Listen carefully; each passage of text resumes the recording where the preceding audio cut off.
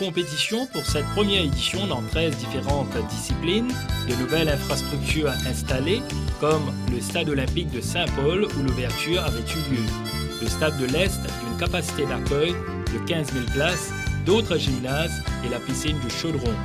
Chaudron, lieu du village des Jeux également où 145 hôtesses étaient à l'œuvre. Si les premiers jeux affichaient en logo, soit un volcan en éruption, il n'y avait pas de mascotte. Côté performance, le duel était passionnant entre La Réunion et Maurice avec les Seychelles comme arbitre. L'épreuve reine, l'athlétisme, dominé par les Réunionnais, les belles répliques des Mauriciens avec Annabelle Nérac, Marie-France Mamdi, Joël Mervin, Linda Monti et Marie-Laude Alissamba chez les dames, cette dernière qui en était à sa première participation. C'est là où j'ai vraiment débuté ma carrière, ma première grande médaille. On ne me considérait pas comme une médaille, quoi. J'étais peut-être, si vous voulez, on appelle ça, 5e bout de la charrette. Et après, ça a été formidable. J'ai gagné la médaille qu'on ne s'attendait pas. Côté masculin, il y a eu les Djata, Le Grand, Bazergue et Rowe, entre autres. Mais le doublé de Vivian Rivière, longueur et triple saut, n'était pas passé inaperçu. Surtout, c'est 7,18 m à la longueur. Vers la mi-77, début 78, et Gabriel Jouy m'avait téléphoné, m'avait dit qu'il y avait un grand événement qui se préparait. Donc il m'a, sous sa férule, j'avais commencé en 78 à faire des travaux d'endurance. Donc il m'emmenait souvent sur le corps de garde, monter le corps de garde à pied, quelques petits sprints en montée. Et puis j'ai eu les conseils de Grandabel, Paul. Pour les premiers jeux, je pense que si les Malgaches étaient là, ça aurait été une autre paire de manches. Avec le record en point de mire, Vivian Rivière avait réalisé 7,18 m, mais il y a une petite histoire derrière. Ce jour-là, j'avais une envie d'aller en faire un petit besoin. Et quand je me suis soulagé, et là, c'est là que j'ai fait ce record. Parcours remarquable en tennis de table, 6 médailles d'or sur 7 possibles pour Maurice. Dilani Osseni, Anne-Marie Liwaipang et Marlise Itier, autant de satisfaction, surtout pour Marlise, qui allait vivre une expérience somme toute intimidante. Donc, je me retrouve à La Réunion à participer à ces jeux, très intimidée. Comme je disais, donc première sortie en tant que sportive. Et assez intimidée par cette ampleur de jeu où plusieurs athlètes de différents pays, mais surtout avec toutes ces disciplines autour de moi. Donc, puis finalement, on rentre dans le sport, on rentre dans le jeu lui-même, on se retrouve devant la table de ping-pong, et là, c'est le naturel qui revient. Nette domination des nôtres en badminton avec un meneur de jeu hors pair nommé Ravin Sandrasagren, auteur d'un triplé. En tennis, malgré la puissance réunionnaise, Maurice s'en tirait bien avec la paire Kouako-Sauzier en double homme et Catherine Williams, Josiane Hello en double dame, 2 médailles d'or acquises après haute lutte. En 79, on n'a pas eu beaucoup de préparation, donc on est arrivé à ces jeux-là. C'était pas la grande forme, mais on a fait quand même de notre mieux. Je me souviens encore en double dame avec Catherine Williams et on a eu une médaille. Mais il n'y avait pas beaucoup de participants. C'était pas du tout la même chose qu'en 85. Nos haltérophiles glanaient également 2 médailles d'or signées Wiping et Pindia. Alors qu'en cyclisme, le quatuor Anazor, Kélan, Fayol et Calypso renversaient les pronostics à l'issue d'une belle course. Dans la Réunion, il y a deux équipes qui pouvaient prétendre pour prendre et la médaille d'or et la médaille d'argent. Et nous déjouons tous le plan, de pas attendre. Nous bien plan, nous les courses, nous faisons porter ce travail-là comme il faut. Gabriel Tilly est un petit peu plus fort que nous et nous bien qu'on porte ce travail-là, surtout Gabriel nous fait donner un sacré coup de main comme si la locomotive, le dernier bout, que nous fait la différence parce qu'il y a un parcours, déjà nous tenons plus d'une minute, environ une minute de retard à Saint-Paul. Mais dans la sortie de Saint-Paul, nous avons juste quelques secondes et à la fin, nous arrivons avec 8 secondes là. Si les pugilistes séchellois étaient supérieurs, Maurice sauvait la mise en boxe avec une médaille d'or grâce à Judex Basile chez les lourds. Véritable tour de force pour notre équipe masculine de volleyball qui dominait la redoutable formation réunionnaise en finale sur le score flatteur de 3-0. Une sélection qui s'était entraînée avec les moyens de bord. On n'avait pas de gymnase, on s'entraînait dans la pluie, sous le soleil, et les Réunionnais nous attendaient de pied ferme. Et ils avaient passé presque 2-3 mois en France pour préparer leur équipe. Et comme j'avais pas mal de copains dans l'équipe de la Réunion, et ils m'attendaient, et en me disant même que on va vous mettre 3-0. Mais je crois qu'on avait une ambiance extraordinaire, encadrée par l'entraîneur Jean-René Moutia et Bosquet. Et on s'était entraîné vraiment pour la médaille d'or. Une médaille d'or célébrée d'une manière très particulière et pas du tout au goût des Réunionnais. Lors de la finale contre la Réunion, justement, où on a gagné 3-0, juste après le match, je crois que les Réunionnais n'étaient pas habitués au pétard. Quelqu'un a éclaté un paquet de pétards dans la salle. Même le préfet s'est tiré avant la remise des médailles. Même l'armée est arrivée dans le stade, etc.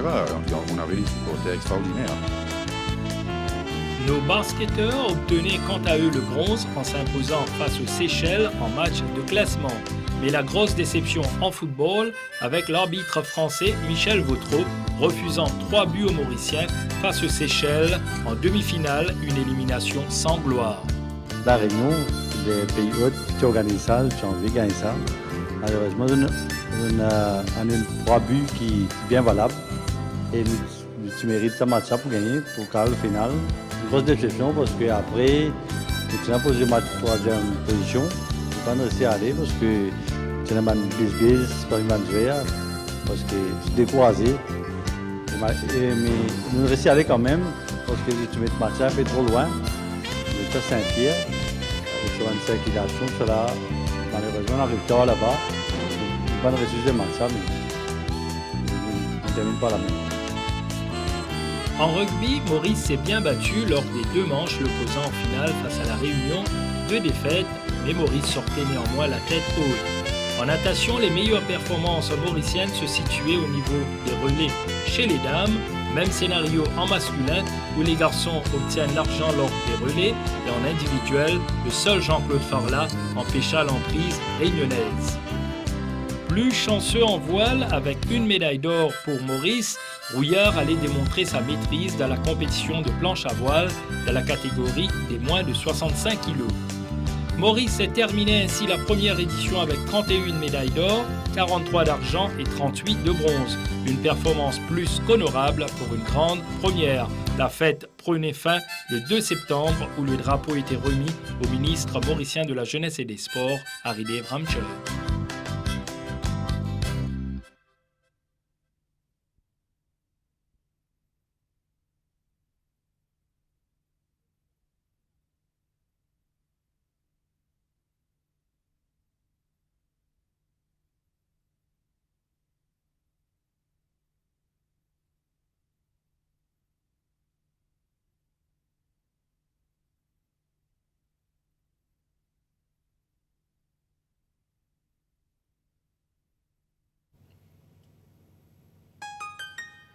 Ayant fait leur entrée au sein de la grande famille des Jeux en 1985, les Malgaches accueillent une des éditions les plus euphoriques en 1990, en présentant comme logo le flambeau de l'espoir, augurant de belles choses pour la suite de la compétition, marquée également par la pimpante mascotte Maki.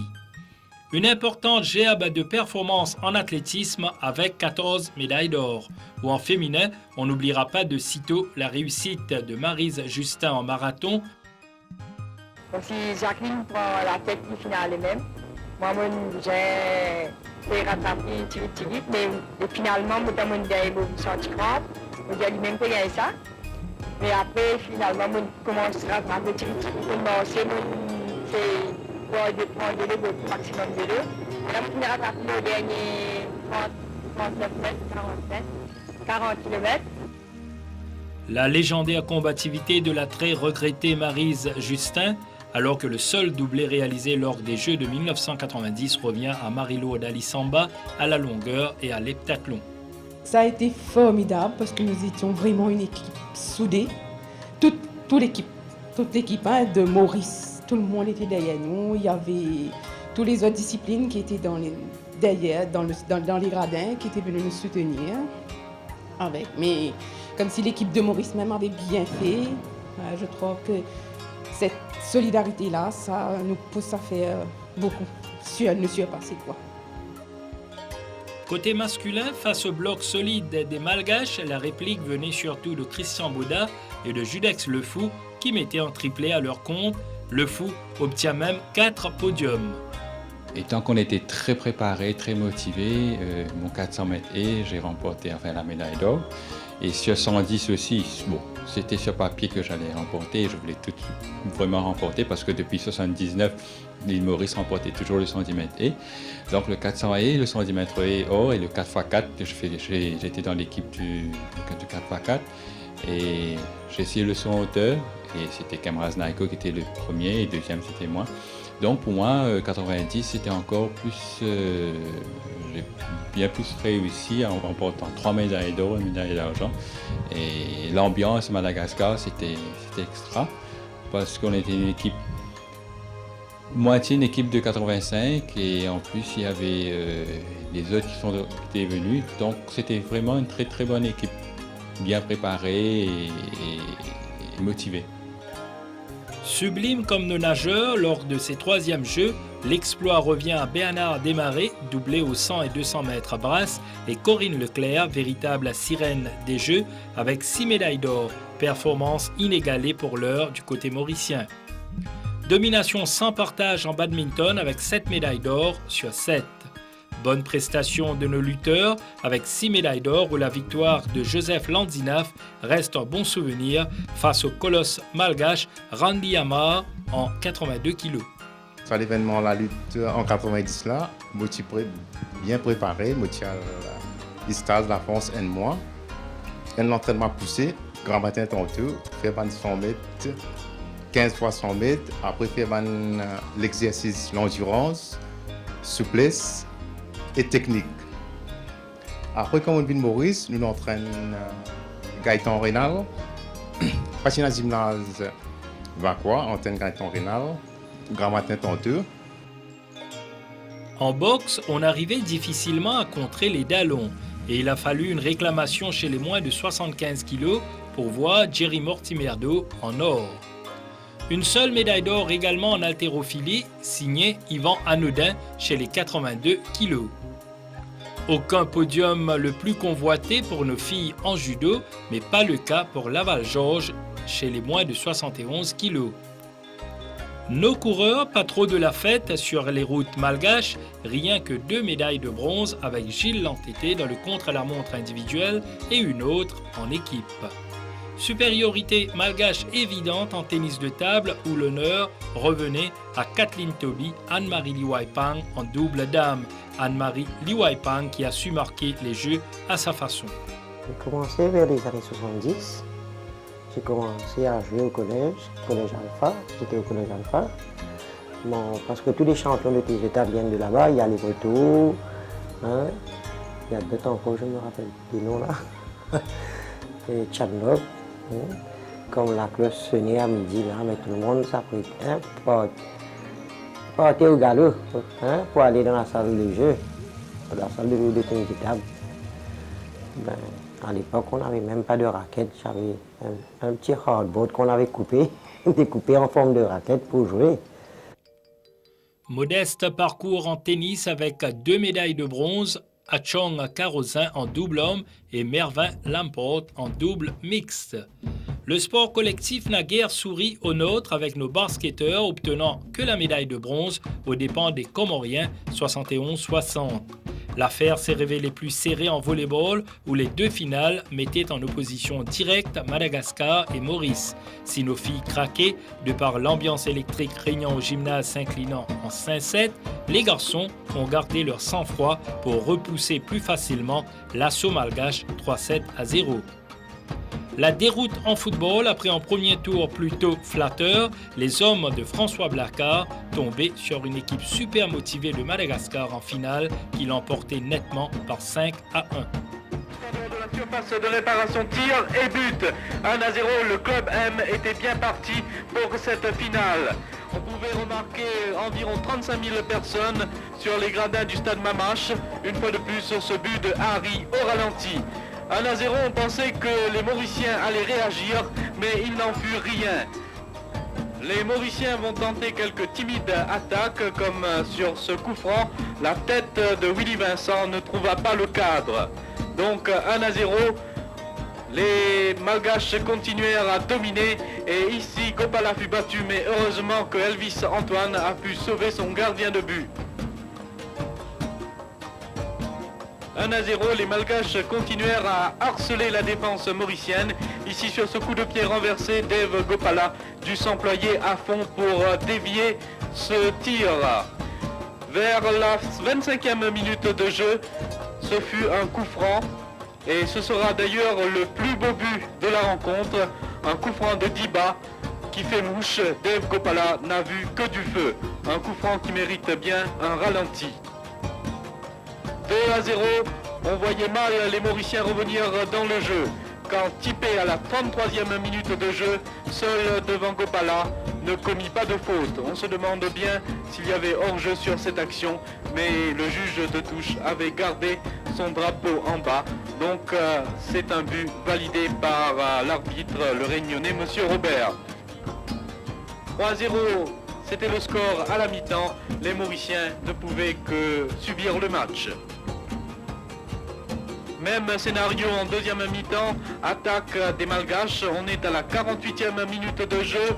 Cette dévala sur le flanc droit, donna pour Tipé qui ne se fit pas prier pour inscrire son doublé. 4-0, on ne vendait pas cher la peau de l'île Maurice. Les supporters malgaches étaient en délire. Une fois de plus, ce but au ralenti, une passe au millimètre de Harry et Tipé ne se fit pas prier pour corser l'addition. Lors de la deuxième période, François Blacard, le coach mauricien, fit deux changements. Mokudé entra à la place de Vincent et Kalimoutou à la place d'Angélique. Cela donna plus de punch à ses attaquants, mais ils n'arrivèrent pas à trouver le cadre. Encore une attaque malgache, cette fois-ci par le stopper parfait, mais il se fit contrer à la toute dernière minute de jeu. On prend les mêmes et on recommence pour les Malgaches. Et Harry a failli tromper Dave Gopala qui loupe ici son intervention. 4-0. On n'espérait plus pour l'île Maurice, mais Jean-Marc Itier, à la 61e minute de jeu, va réduire la marque. 4-1 donc pour les Malgaches. Tout était fini pour l'île Maurice, mais cet après-midi, le club M avait un appétit d'ogre. Une fois de plus, ce but de Itier au ralenti, un très beau but qui sauva l'honneur pour l'île Maurice. Les quelques supporters mauriciens ont été bien déçus et le club M va marquer un autre but par l'intermédiaire de Harry. C'était à la 67e minute de jeu.